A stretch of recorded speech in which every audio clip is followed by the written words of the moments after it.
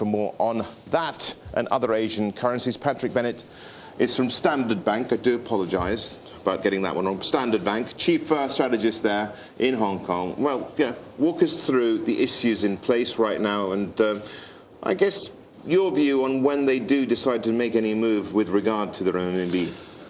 Yeah, I mean, certainly trying to pick the date that they will move is very difficult. It's, it's almost like how long's a piece of string. We believe that they should move. I think the world... Except you know how long a piece of string is. Well, yes, yeah, after the fact we do, of course, But, yeah, I mean, they certainly need to move. I mean, the data's now starting to look more solid.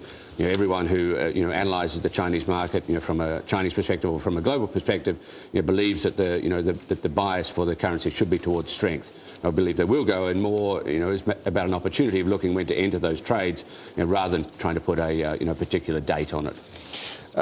What about Yuan Forwards as well, currency forwards there? What are they telling us, and do they really work?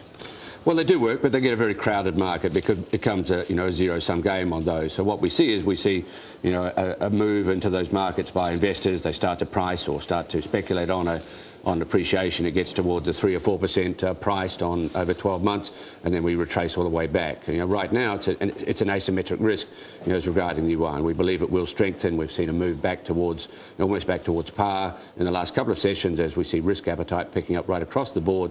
We've seen a move back out to 1.5%. Patrick, my previous guest, Dr. Robert Sutter, he was saying that the Chinese authorities will only move when it's a win-win for them. At what point is it a win-win for them? Well, certainly. I mean, we've heard that the currency has been kept virtually pegged because of this global financial crisis, because there was concerns. We've now seen strong export data, a very strong return to trade surplus. We want to see that continuing over the next 2 to 3 months to see some confidence come. I think it's very important to note, though, that Chinese policy or Chinese currency policy is made in China. It's not made in New York. It's not made in Washington. While it can be calls from the US for that's going to happen, China's going to decide of their own accord. Patrick, just move and just take a look at what's been going on in South Korea and the Korean won here. It's had a pretty terrible time of it, really. Interest rates kept at record lows there. I think, what are they? They're 2%, kept there yesterday. Is this a currency which has, well, should have signs of actually appreciating? Well, on a long-term basis, yes. I mean, the currency is undervalued at this point, and Korean exports have done very well in the last year and a half, especially exports into China. Korea is an export of capital goods technology, but all the things that China is demanding right now. How much do tensions with the North really weigh on it, though? Not especially. I mean, we believe that surprises me.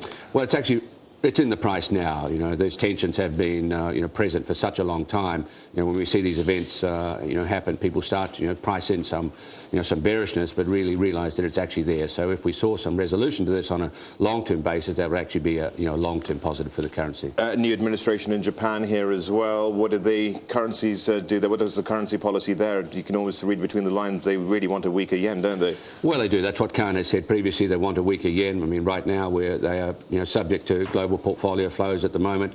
When portfolio flows, or when risk rather is in ascendant, then the yen will weaken. When risk is being taken off, then the yen tends to strengthen as people return portfolio flows back to Japan. Let's move to probably the biggest story on the currency markets, and that's, of course, the euro and the sovereign debt crisis taking place. Nouriel Roubini, the man from New York University Stern School, can't get him off TV these days, but he's talking about parity here. Do you buy into that?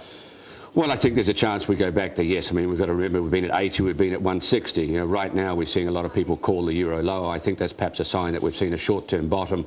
We're looking for a slight rally in the, in the currency right now, a slight reversal. Well, we have seen that. We're up to 121 now. Up to 121, 121 and a half. We think we could get towards 125. I mean, there's that potential now. But the idea when we get there is to realise, what's the bigger picture right there, and we could be looking to sell it and sell it very aggressively from that level. Could you say it's short covering, which drove it up recently? Yes, it's short covering. It's a lack of new bad news. The bad news that's already out there is already well priced into the market. So we're looking now, we need another shoe to fall before we start to see some, precipitous fall from these levels. Patrick Bennett, thank you very much indeed for joining us. He's from Standard Bank, just going through some of the machinations on these foreign exchanges as well.